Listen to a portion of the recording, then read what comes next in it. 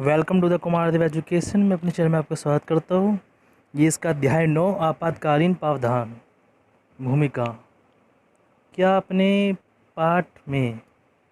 आपने पिछले पाठ में पढ़ चुके हैं कि भारतीय संविधान का स्वरूप एकनात्मकता होते हुए भी वह मूलतः संदेहात्मक है। एक और इसमें संघीय व्यवस्था के सभी तत्व मौजूद हैं, तो दूसरी ओर केंद्र राज्यों की अपेक्षा अधिक शक्तिशाली है। भारत के संविधान निर्माण प्रक्रिया के दौरान हम तनाव और विषमता के दौर से गुजर रहे थे। देश का विभाजन, सांप्रदायिक दंगे, देशी रियासतों के विलय की समस्या, कश्मीर सहित तथा ऐसी अनेक प्रकार की समस्या असामान्य स्थिति को जन्म दे रही थी जो आकांक्षाओं से परिपूर्ण थी। इसलिए संविधान निर्माताओं ने केंद्र सरकार को उपयुक्त शक्तियाँ देना उचित समझा, जिससे कि वह संकट काल में जन देश अथवा उसके किसी भाग की सुरक्षा और स्थायित्व को खतरा हो ऐसी गंभीर स्थिति का सामना प्रभावशाली तरीके से कर सके। अंत देश की सुरक्षा, एकता तथा अखंडता को बनाए रखने के लिए भारत के संविधान में कुछ आपातकालीन प्रावधान दिए गए हैं। उद्देश्य: इस पाठ को पढ़ने के बाद आप यह सिद्ध कर सकेंगे कि केंद्र सरकार के आप ऐसी आपातकालीन परिस्थितियों में असाधारण शक्तियों के प्रयोग के अतिरिक्त दूसरा विकल्प नहीं होता, जो कि एक राष्ट्र के लिए अवश्यमयी है। उच्च परिस्थिति को उचित ठहरा सकेंगे, जिसमें राष्ट्रपति अनुच्छेद 352 के अंतर्गत राष्ट्रीय आपातकाल की घोषणा करता है। ये समझ सकेंगे कि ऐसी प्रत्येक घोषणा को संघीय की स्वीकृति की आवश्यकता होती है।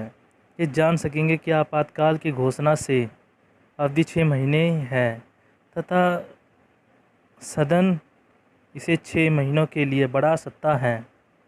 मौलिक अधिकारों के विशेष संदर्भ में वैधानिक, कार्यपालिका तथा वित्तीय मसलों से संबंधित राष्ट्रीय आपातकाल के अनेक प्रभावों का वर्णन कर सके।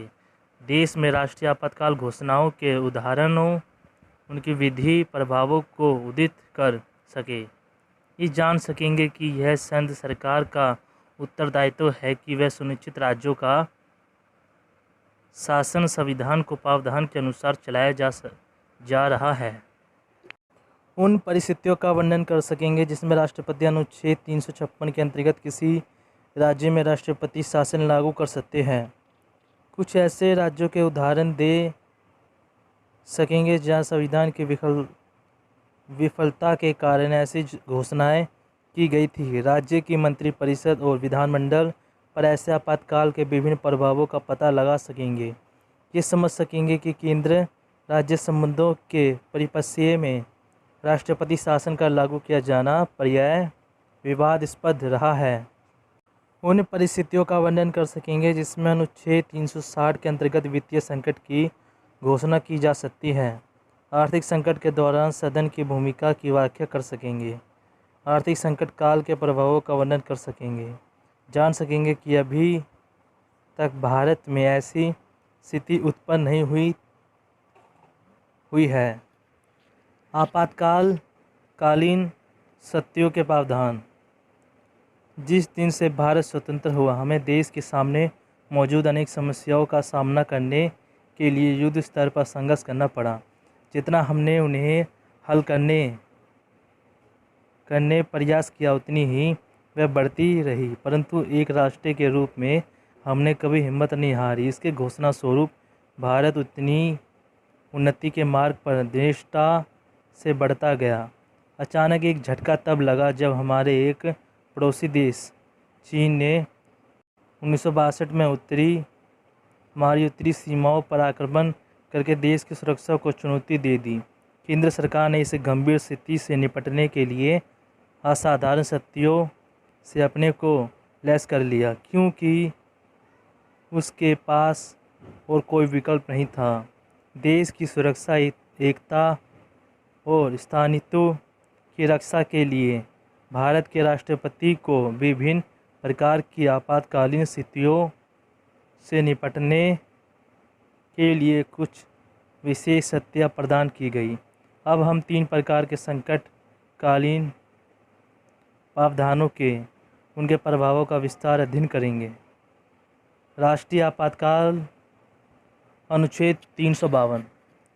भारतीय संविधान में राष्ट्रीय आपातकाल लागू करने का प्रावधान है। ऐसी घोषणा भारत के राष्ट्रपति कर सकते हैं यदि वे संतुष्ट हो जाए कि स्थिति बहुत विकट है तथा भारत अथवा उसके किसी भाग की सुरक्षा खतरे में है। युद्ध अथवा भारी आक्रमण अथवा देश के अंतर्गत शस्त्र विद्रोह के कारण ऐसा होने को है। ये ध्यान रहे कि राष्ट्रपति ऐसी घोषणा ऐसी स्थिति उत्पन्न होने से पहले भी कर सकता है। 44वें संविधान संशोधन के अनुसार राष्ट्रपति ऐसी संकटकालीन घोषणा केवल मंत्रिमंडल की लिखित अनुसार पर ही कर सकता है। ऐसी संकटकालीन घोषणा की पुष्टि सदन के दोनों सदनों के द्वारा 1 मास के अंदर की जानी अनिवार्य है, नहीं तो वह घोषणा स्वयं समाप्त हो जाती है। संकटकालीन घोषणा के समय यदि लोकसभा भंग है अथवा उसका अधिवेशन नहीं चल रहा है तो इसी पुष्टि राज्यसभा द्वारा 1 महीने के अंदर होनी होती है तथा बाद में लोकसभा द्वारा अधिवेशन शुरू होने के 1 मास के अंदर हो जानी चाहिए। सदन द्वारा एक प्रकार पुष्टि हो जाने पर आपातकाल का प्रभाव घोषणा की तिथि से 6 महीने तक रहता है। यदि इसको 6 महीने से आगे बढ़ाना है तो सदन द्वारा दूसरा प्रस्ताव किया जाना आवश्यक होता है। इस प्रकार आपातकाल अनिश्चित काल तक जारी रहता है, परंतु स्थिति में सुधार होने पर राष्ट्रपति द्वारा घोषणा करने से आपातकाल समाप्त हो सकता है। संविधान के 44वें संशोधन के अनुसार लोकसभा के 10% या अधिक सदस्य लोकसभा के अधिवेशन की मांग कर सकते हैं तथा उसे अधिवेशन में साधारण बहुमत द्वारा आपातकाल को रद्द अथवा समाप्त किया जा सकता है। हमारे देश में 3 बार राष्ट्रीय आपातकाल की घोषणा की जा चुकी है। पहली बार 24 अक्टूबर 1972 को आपातकाल की घोषणा की गई थी, जब चीन ने हमारी उत्तर पूर्व की सीमाओं पर आक्रमण किया था। वह राष्ट्रीय संकट 10 जनवरी 1968 तक जारी रहा, हालांकि तनाव बहुत पहले ही समाप्त हो गया था। दूसरी बार इसकी घोषणा दूसरे भारत पाकिस्तान युद्ध के 3 दिसंबर 1971 को की गई तथा ये 12 मार्च 1977 को समाप्त हुई। भारी आक्रमण के आधार पर आपातकाल चल ही रहा था, परंतु उसी समय 25 जून 1965 को तीसरी आपातकाल घोषणा कर दी गई। ये घोषणा आंतरिक गड़बड़ी के आधार पर की गई। इसको लागू करने का कोई औचित्य नहीं था, क्योंकि सरकार के पास 1971 के द्वारा राष्ट्रीय आपातकाल की सत्ता पहले से ही थी, जो कि अभी जारी था। राष्ट्रीय आपातकाल के प्रभाव। राष्ट्रीय संकट की घोषणा से अभी व्यक्तियों के अधिकारों व राज्यों की स्वायत्तता पर दूरगामी प्रभाव पड़ता है, जो कि इस प्रकार है। सर्वाधिक महत्वपूर्ण प्रभाव ये है कि सदनीय संविधान एकात्मक में बदल जाता है, केंद्र की सत्ता में वृद्धि हो जाती है। सदन को राज्य सूची में वर्णित विषयों पर भी संपूर्ण देश अथवा उसके किसी भाग के लिए कानून निर्माण की शक्ति प्राप्त हो जाती है। भारत के राष्ट्रपति राज्यों को कार्यपालिका संबंधी शक्ति के प्रयोग के तरीके के बारे में निर्देश दे सकता है। इस काल के लोकसभा एक बार में अपने कार्यकाल में 1 वर्ष तक की अवधि कर सकती है, परंतु घोषणा का प्रभाव समाप्त होने पर 6 महीने से अधिक की वृद्धि नहीं की जा सकती है। इस प्रकार राज्यों के विधानमंडलों का कार्यकाल भी बढ़ाया जा सकता है। आपातकाल के दौरान राष्ट्रपति को केंद्र व राज्यों के बीच राजस्व के बंटवारे से संबंधित प्रावधानों में फेरबदल करने की शक्ति प्राप्त हो जाती है। अनुच्छेद 19 के अंतर्गत आने वाले मौलिक अधिकार, जिनके बारे में आप पहले पढ़ चुके हैं, स्वास्थ्य स्थगित हो जाते हैं। ये स्थगत आपातकाल की समाप्ति तक जारी रहता है, परंतु 44वें संशोधन के अनुसार केवल युद्ध या बाहरी आक्रमण के आधार पर ही इन स्वतंत्रताओं को स्थगित किया जा सकता है। अनुच्छेद 20 तथा 21 को छोड़कर अन्य किसी मौलिक अधिकारों को लागू करने के लिए न्यायालय की शरण में जाने की व्यक्ति की स्वतंत्रता को भी राष्ट्रपति स्थगित कर सकता है। उपरांत विवेचन से ये स्पष्ट है कि संकट काल में केवल राष्ट्रों की स्वायत्तता ही स्थगित नहीं होती, बल्कि भारतीय संघीय संरचना भी एक नात्मक ढांचे में बदल जाती है।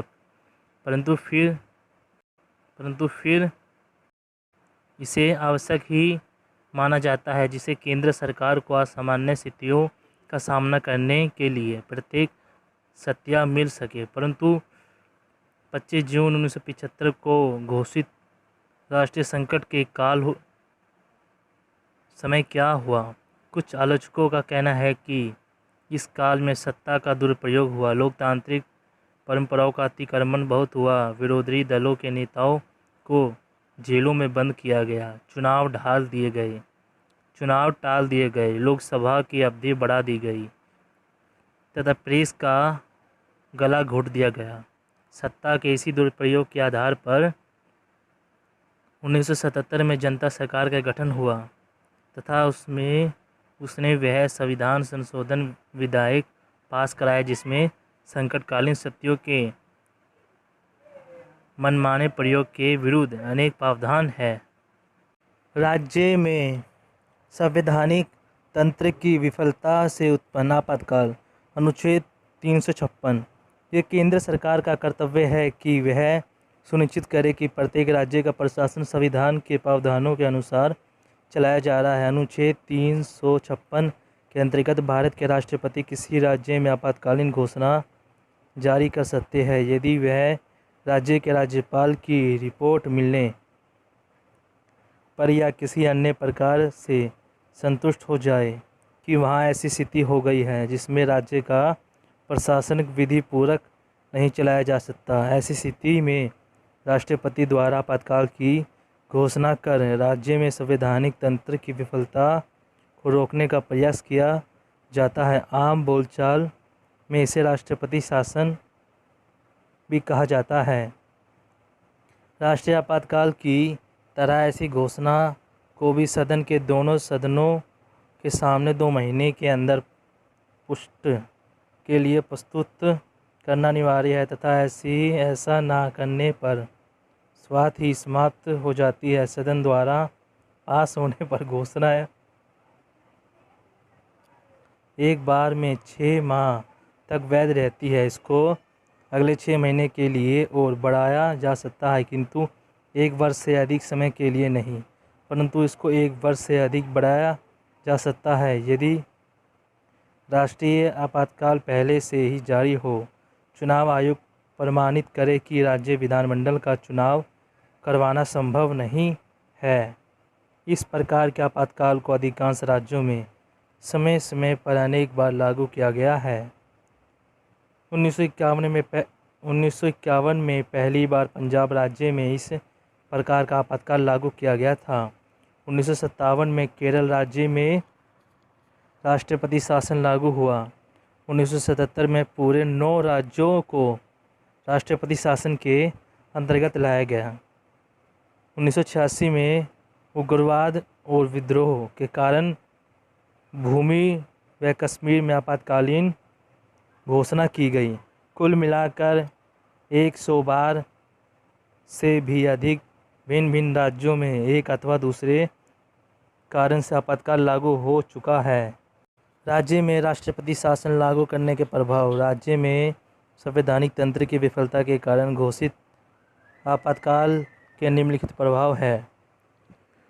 राष्ट्रपति राज्य सरकार के सभी कार्यों तथा किसी एक कार्य को अपने हाथ में ले सकता है अथवा उनको राज्यपाल या किसी अन्य कार्यालयीय अधिकारी को दे सकता है। राष्ट्रपति राज्य विधान सभा को स्थगित अथवा भंग कर सकता है। यह सदन को राज्य विधानमंडल के स्थान पर कानून निर्माण के लिए प्रतिकृत कर सकता है। घोषणा के लक्ष्य को प्राप्त करने के लिए राष्ट्रपति कोई अन्य आवश्यक प्रावधान भी लागू कर सकता है। जिस प्रकार अनेक अवसरों पर राष्ट्रपति शासन लागू किया गया, उसके अनेक प्रश्नों को जन्म दिया। वैसे कई बार यह परिस्थिति की मांग थी, परंतु कई अवसरों पर राष्ट्रपति शासन केवल राजनीतिक आधार पर केंद्र से भिन्न राजनीतिक दल की सरकार को गिराने के लिए लागू किया गया। उस दल का विधान सभा में पूर्ण बहुमत था। विधानसभाओं को स्थगित अथवा भंग करने तथा अन्य राजनीतिक दलों को राज्यों में सरकारों के निर्माण का अवसर न देना केंद्रीय सरकार के पक्षपातपूर्ण व्यवहार के कारण हुआ है, जिसके लिए अनुच्छेद 356 का स्पष्टीय दुरुपयोग हुआ है। उपरांत तथ्यों को ध्यान में रखते हुए भारतीय संविधान का अनुच्छेद 356 अत्यधिक विवादग्रस्त रहा है। इसका अत्यधिक दुरुपयोग किया गया तथा वह अत्यधिक आलोचनाग्रस्त प्रावधान बना गया है। 44वें संशोधन अधिनियम में दिए गए सुरक्षात्मक उपायों के बावजूद इस पर प्रावधान का केंद्र सरकार पर दुरुपयोग किए जाने का आरोप लगाया गया है। इसी कारण इसे अनुच्छेद को संविधान में से हटाने अथवा इसके दुरुपयोग को समाप्त करने के प्रावधान बनाने की मांग सामने आई है। सरकारी आयोग ने, जो कि केंद्र राज्य बंधनों का पुनर्निर्धारण करने के लिए नियुक्त किया गया था, अनुच्छेद 356 को अंतिम हथियार के रूप में प्रयोग करने की सिफारिश की है। आयोग के सुझाव के अनुसार राज्य विधानसभा को उस समय तक भंग न किया जाए जब तक सदन आपातकाल की घोषणा को स्वीकृत न करे। इसे आगे सुझाव दिया कि केंद्र द्वारा राज्य में संवैधानिक तंत्र की विफलता के कारण के आधार पर आपातकाल की घोषणा से पहले वैकल्पिक सरकार निर्माण की सभी संभावनाओं की अच्छी तरह से तलाश करना आवश्यक है। वित्तीय संकट। अनुच्छेद 360 तीसरे प्रकार का आपातकाल अनुच्छेद 60 में वर्णित वित्तीय संकट कहलाता है। इसके अनुसार यदि राष्ट्रपति संतुष्ट हो जाए कि भारत अथवा इसके किसी भाग की वित्तीय स्थिरता या साख को खतरा है, तो वह वित्तीय संकट की घोषणा कर सकता है। अन्य दो प्रकार के आपातकाल की भांति इसको भी लागू होने के 2 मास के अंदर सदन की स्वीकृति मिलना आवश्यक है। जब तक स्थिति में सुधार न हो, जब तक संकट काल जारी रह सकता है अथवा इसको बाद में घोषणा द्वारा समाप्त किया जा सकता है। वित्तीय संकट के प्रभाव। वित्तीय संकट की घोषणा के निम्नलिखित प्रभाव हो सकते हैं। केंद्र सरकार किसी भी राज्य को वित्तीय मसलों से संबंधित निर्देश दे सकती है। राष्ट्रपति राज्यों को सरकारी सेवाओं में लगे सभी वर्गों या किसी एक वर्ग के कर्मचारियों के वेतनों को भत्तों की कटौती करने का आदेश दे सकता है। राष्ट्रपति राज्यों को राज्य विधानमंडल द्वारा पारित होने के पश्चात सभी धन विधायकों को सदन के विचारत सुरक्षित रखने को कह सकता है। राष्ट्रपति केंद्र सरकार के कर्मचारियों, जिसमें सर्वोच्च न्यायालय व उच्च न्यायालयों के न्यायाधीश भी शामिल हैं, के वेतनों को भत्तों में कटौती के आदेश जारी कर सकते हैं। आपने क्या सीखा? भारतीय संविधान में राष्ट्रपति को कुछ सामान्य परिस्थितियों में देश की सुरक्षा, अखंडता व स्थायित्व की रक्षा करने के लिए असाधारण शक्ति प्रदान की गई है। इसके लिए 3 प्रकार के आपातकाल होते हैं, जिसकी घोषणा राष्ट्रपति केंद्रीय मंडल के लिखित परामर्श पर कर सकता है। ये 3 प्रकार के संकट इस प्रकार हैं। राष्ट्रीय आपातकाल अनुच्छेद 352 राज्य व संवैधानिक तंत्र की विफलता में उत्पन्न आपातकाल। अनुच्छेद 356 वित्तीय संकट। अनुच्छेद 360 अनुच्छेद 356 के अंतर्गत राष्ट्रीय आपातकाल अब तक 3 बार घोषित हो चुका है। चीन द्वारा आक्रमण करने पर 26 अक्टूबर 1972 से 10 जनवरी 1968 तक, पाकिस्तान द्वारा आक्रमण के कारण 3 दिसंबर 1971 से 21 मार्च 1977 तक का आंतरिक उपद्रव की आशंका के आधार पर केवल एक बार लागू किया गया। इस संकट की घोषणा 25 जून 1975 को की थी। संवैधानिक तंत्र की विफलता से उत्पन्न आपातकाल की घोषणा कभी न कभी पर्याय सभी राज्यों में हो चुकी है, परंतु वित्तीय संकट अभी तक घोषित नहीं हुआ है। आपातकाल लागू होने के बाद नागरिकों के मौलिक अधिकारों का प्रभाव पड़ता है। ये राज्य सरकारों की स्वेच्छा को भी प्रभावित करता है। केंद्र सरकार की शक्तियाँ बढ़ जाती है तथा वह राज्य सूची के विषयों पर भी कानून बना सकती है।